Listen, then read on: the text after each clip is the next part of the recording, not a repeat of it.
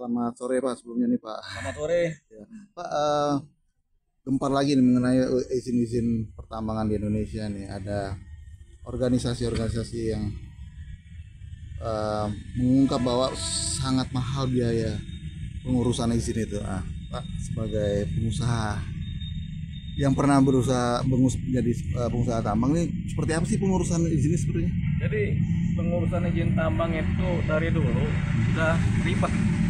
Yang mudah itu kalau kita itu kemudian melakukan koneksitas atau kerjasama dengan pemerintah setempat. Pada waktu itu kalau zaman dulu ya izin tambang itu kan yang memberikan izin itu kan dari bupati, gubernur, gitu kan.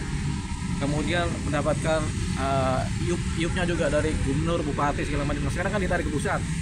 Bupati dengan gubernur pun bisa terjadi kolusi dengan para pengusaha. Nah itu dia. Nah, izin itu mudah kalau ada koneksitas itu, ada hubungan gelap seperti itu.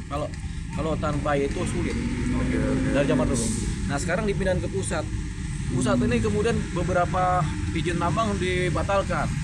Mengurus baru setengah mati. Jadi memang setengah mati. Nah karena agak ribet dalam pengurusan izin ini, akhirnya kadang-kadang diperlukan yang namanya kolusi.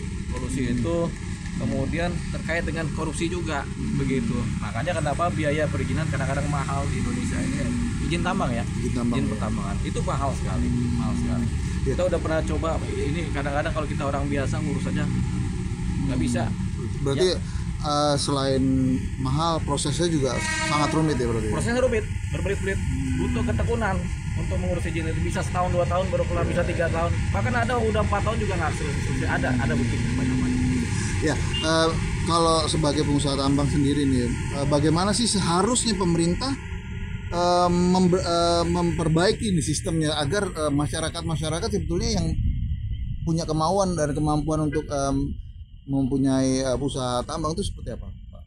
Ya kalau mau dibikin lebih mudah sendiri malah juga susah juga gitu, karena memang ketelitian penting dalam proses perizinan kan, karena yang dilihat kan nanti kemampuan menambangnya, kemudian apakah patuh terhadap undang-undang pertambangan apa tidak, kemudian syarat-syaratnya juga harus apa, itu memang harus lengkap dulu. Cuman untuk sampai ke sana yang susah gitu. Nah kalau dipermudah malah nggak bisa, nanti semua orang ikut nambang kalau dipermudah. Jadi memang tetap sulit, tapi memang sulitnya ini kadang-kadang dibarengi oleh menjadi mudahnya. Bagaimana menjadi mudahnya? Ya karena akhirnya terjadilah korupsi di sana kan, suap menyuap terjadi.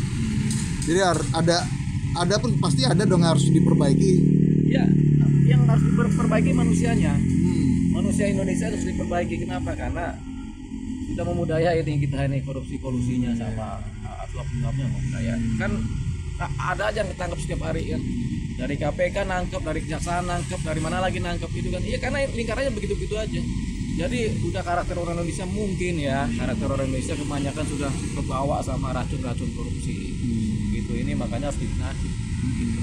Ya, ini kan di pemerintahan yang baru ya. Ya. Ada nggak pesan-pesan khusus yang disampaikan para pengusaha-pengusaha tambang untuk pemerintahan yang baru ini? Kita nyampaikan pesan apa ya kepada pemerintah ya. Pemerintah ini baru berdiri juga. Pemerintah sekarang ini kan baru mulai. Kemudian mereka belum tentu juga ngerti ini presidennya belum tentu ngerti juga secara detail mengenai proses perizinan. Yang ngerti kan para menteri ini yang lama ini kan. Cuman mereka juga sampai sekarang kan belum bisa menyelesaikan ini secara baik. Ya, sekarang dibikinlah Gakum untuk penegakan illegal mining kan. Yeah. Itu baru mau dibentuk. Gitu. Jadi masih panjang ini. Pengusaha juga akhirnya kan ya udah, pengusaha itu kong kali kong lah dugaannya kan begitu. Paling lama proses pengurusan tambang dan paling cepat itu berapa lama biasanya? Ada paling cepat itu pengurusan tambang itu rata-rata 4-5 tahun tuh pengurusan aja, belum sampai mining, belum masih 5 tahun, bahkan tahun ke-7 baru mulai nambang. Kalau sampai ada yang cepat itu pasti ada sesuatu yang terjadi. Oke, cukup Pak. Nah.